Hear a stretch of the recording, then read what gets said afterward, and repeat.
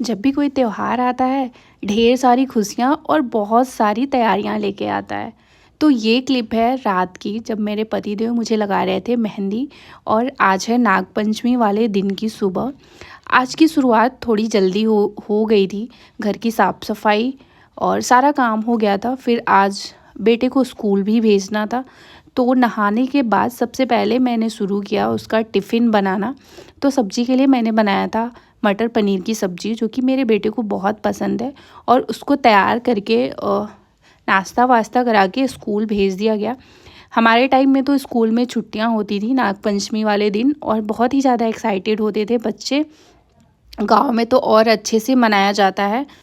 बेटे को स्कूल भेजने के बाद थोड़ा सा सुकून सा लगता है, क्योंकि वो जब स्कूल चला जाता है तो मन में एक तसल्ली हो जाती है, चलो अब कोई हड़बड़ी नहीं है, कोई जल्दी नहीं है। तो अब बारी थी खुद को सजाने की, खुद को तैयार करने की। तो आज मैंने निकाली थी मम्मी की बहुत ही पुरानी साड़ी, जो कि मैं लेके आ गई थी। और ये साड़ी बहुत ही यादगार है, क्योंकि इस साड़ी को नानी ने दिया था मम्मी को, और फिर मम्मी से मैंने इस साड़ी को ले लिया, और मैं इसको बहुत अच्छे से संभाल के रखूँगी। बहुत ही सुंदर साड़ी है, और पहनने के बाद भी बहुत अच्छा लुक आता है इसका। तो यहाँ पे पतिदेव भी नहा वहा चुके थे, और इन्होंने कुर्ता पहन लिया था। और किसी भी फेस्टिवल में थोड़ा एथनिक में आप तैयार हो तो बहुत अच्छा लगता है, अच्छी वाली फील आती है। तो हम दोनों तैयार हो गए थे। और साड़ी का पिन खुद से तो लगाया जाता नहीं है, और मोटापा बढ़ने की वजह से हाथ थोड़ा पीछे और भी नहीं जा पा रहा है। तो इन्होंने मेरी हेल्प करी पिन अप करने में। और वैसे भी घर चलाना सिर्फ एक की जिम्मेदारी नहीं होती है, और मैं खुशनसीब हूँ कि मेरे हर काम में मेरे साथ होते हैं मेरे पति देव। चाहे घर का कोई भी छोटा मोटा काम हो, वो बिना कहे ही मदद करने लगते हैं। और सच कहूँ तो जब वो साथ होते हैं तो काम में भी, मतलब बड़ा से बड़ा काम भी मुझे हल्का सा लगने लगता है, क्योंकि प्यार सिर्फ शब्दों से नहीं, हिस्सेदारी से भी जाहिर होता है। और पति जब घर के कामों में हाथ बटाते हैं तो त्योहार सा लगता है हर दिन। और मैं तो भगवान की बहुत ही शुक्रगुजार हूँ कि मेरी लाइफ में इतने अच्छे अच्छे लोग हैं। और मेरी तैयारी में एक चीज़ अधूरा रह गया था, वो था पैरों में आलता लगाना, जो कि आजकल मुझे बहुत ही ज़्यादा पसंद आ रहा है। तो मैंने फटाफट से पैरों में आलता लगाया, और पूजा की थाली इन्होंने सजा रखी थी। और मैं सच कहूँ तो मुझे किसी भी त्यौहार में ना गांव की बहुत ज़्यादा याद आती है, क्योंकि गांव में त्योहारों की रौनक अलग ही होती है। सुबह से ही चहल पहल हो जाती है, और आज के दिन गोबर और सरसों ले जाके हम पंडित जी के यहाँ उसका पूजा करवाते हैं। और फिर उसी गोबर को लाके अपने घर को चारों तरफ से घेरते हैं, जैसे कि नाग देवता हमारे घर की रक्षा करते हैं। और मेन गेट पे नाग देवता को बना के उनकी पूजा की जाती है, और साथ में दूध और लावा भी चढ़ाया जाता है। और इस बार मेरे से गलती होगी, मैंने सोचा था कि जब मैं घर जाऊंगी मम्मी के तो थोड़ा सा धान लेके आऊँगी, क्योंकि यहाँ पे ना धान मिलता नहीं है, और लावा भी नहीं मिलता है। हमने बहुत ट्राई किया, ब्लिंकिट, जेप्टो, मतलब कहीं पे भी नहीं मिला। और एक दो लोग से पूछा भी तो उनके पास भी नहीं था। फिर हमने ना दूध और लावा साथ में चढ़ाते हैं, तो लावा तो मिला नहीं। फिर हमने दूध को ही चढ़ाया, और नाग देवता से यही प्रार्थना की कि हमें सद्बुद्धि दें, और हमारे घर परिवार की हमेशा रक्षा करें, अपनी कृपा बनाए रखें, और जो भी भूल चूक हमसे हुई हो वो माफ़ करें। और आज के दिन मैंने सोचा था कि अपने बेटे को स्कूल नहीं भेजूंगी, क्योंकि वो बच्चे देखेंगे नहीं तो फिर वो सीखेंगे कैसे कि हमारे यहाँ ऐसे मनाया जाता है, ऐसे किया जाता है त्यौहार। लेकिन आज के दिन ना उसका कोई स्कूल में कंपटीशन था, तो इसलिए मुझे भेजना पड़ा, अदरवाइज़ मैं आज नहीं भेजने वाली थी। और त्योहार चाहे कोई भी छोटा हो या बड़ा हो, लेकिन अगर उसमें दिल से की गई श्रद्धा होती है ना, तो मतलब हर एक त्योहार और हर एक दिन अच्छा लगता है। तो इस तरह से हम दोनों ने मिलके पूजा की नाग देवता की।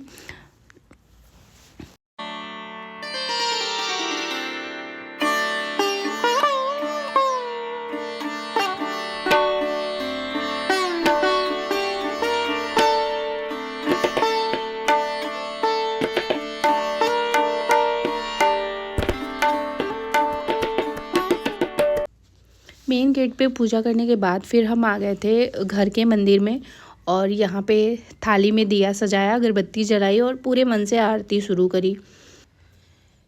और उस सुकून भरे आरती के पल में ऐसा लगता है ना जैसे पूरा घर सकारात्मक ऊर्जा से भर गया हो। मतलब बहुत ही अच्छी फील आती है, बहुत ही पॉजिटिव वाइब्स आती है पूरे घर में। और त्यौहार मनाना सिर्फ रस्में निभाना नहीं होता है, ये वो पल होते हैं जहाँ पूरा परिवार एक साथ इकट्ठा होता है, हंसी खुशी से टाइम बिताता है।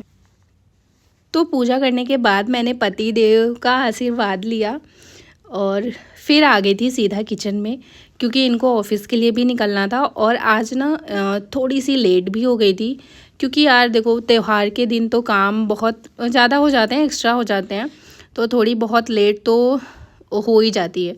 तो आज के दिन ना इनका फास्ट होता है, तो टिफ़िन के लिए मैंने कुछ फल रखे थे और साथ में मैंने रखे थे मूंगफली और मखाना रोस्ट करके। तो बस इस तरह से मैंने इनका टिफ़िन तैयार किया। तो फटाफट से मैंने टिफ़िन इनका पैक किया और फिर इनके लिए बनाई एक कड़क सी चाय और साथ में अपने लिए भी बनाई। फिर चाय वाय पीने के बाद ये निकल लेते हैं ऑफ़िस के लिए। मैंने इनको प्यारा सा हग करके गुड बाय बोला और शाम को जल्दी आने के लिए बोला। ये तो हर दिन का होता है कि टाइम से आ जाना आप। तो इस तरह से ये निकल लेते हैं ऑफ़िस के लिए और फिर शुरू होता है मेरा आगे का काम। फिर इनके ऑफिस जाने के बाद मैं सीधा आ जाती हूँ किचन में, क्योंकि त्यौहार के दिन ना भूख भी ज़्यादा लगती है, क्योंकि काम भी ज़्यादा होते हैं और खाने में थोड़ा सा लेट भी हो जाता है। और आज सुबह सुबह नाश्ता भी नहीं हुआ था हमारा। सोचा कि सारा कुछ हो जाए पूजा पाठ, फिर मतलब आराम से अपना खाएंगे पिएंगे। तो मैं आ जाती हूँ किचन में और आज के दिन हमारे यहाँ खीर पूरी और सब्जी बनती है। वैसे तो दाल भरी पूरी बनती है, लेकिन खाने वाला मेरे घर पे कोई नहीं था, ये चले गए ऑफिस और वैसे भी आज इनका व्रत होता है। तो मैंने सोचा कि चलो यार थोड़ा सा खीर बना लेते हैं। तो फटाफट से मैंने दूध रख दिया था बॉईल होने के लिए। और चावल ये घर का चावल है, छोटा वाला। बहुत ही अच्छी खुशबू आती है और बहुत ही अच्छा इसका खीर बनता है।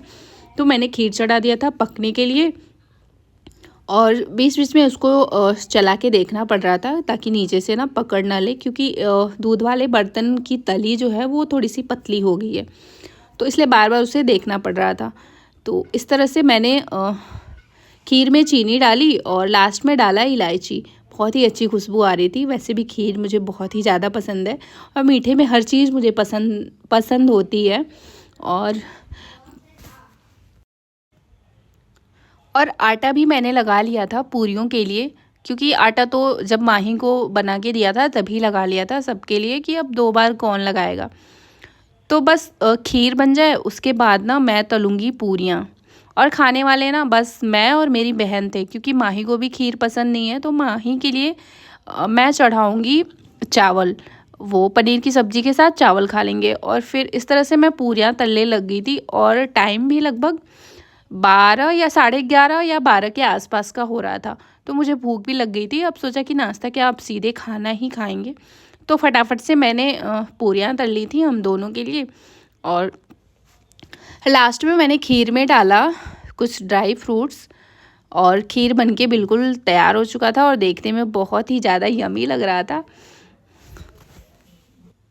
और त्यौहार वाले दिन की खाने की अलग ही बात होती है। मतलब उस दिन का खाना इतना ज़्यादा टेस्टी लगता है और प्रसाद वाला खाना तो और भी अच्छा लगता है। तो इस तरह से मैंने फटाफट से थाली लगाई। और आज का मौसम भी काफ़ी अच्छा हो रखा था, मतलब सुबह से बादल लगे हुए थे, मौसम बिल्कुल ही ठंडा था। और आप मुझे कमेंट करके ज़रूर बताना कि आपके घर कैसे मनाया जाता है नागपंचमी का त्यौहार। तो फटाफट से मैंने खाना खाया और बारिश शुरू ही हो गई थी। ऐसा लग रहा था ना कि खाना छोड़ के थोड़ा सा बारिश में एंजॉय कर लिया जाए। फिर सोचा कि खाना खा लेते हैं फिर चलते हैं बारिश में। तो फटाफट मैंने खाना खाया और कुछ कपड़े पड़े हुए थे बाहर, तो उनको लाके अंदर किया। तो बस खाना ख़त्म करके मैं फटाफट से आ गई थी बालकनी में। और बालकनी खोलने के बाद इतनी ठंडी हवा चल रही थी कि मतलब बहुत ही तेज़ हवाएं चल रही थी। तो गाइज़ आज के ब्लॉग में बस इतना ही। मिलते हैं हमारे नेक्स्ट ब्लॉग में। अगर मेरा ब्लॉग अच्छा लगा हो तो प्लीज़ एक प्यारा सा कमेंट करना और लाइक कर देना और चैनल को सब्सक्राइब कर देना। मिलते हैं नेक्स्ट ब्लॉग में, तब तक के लिए bye bye, take care, see you.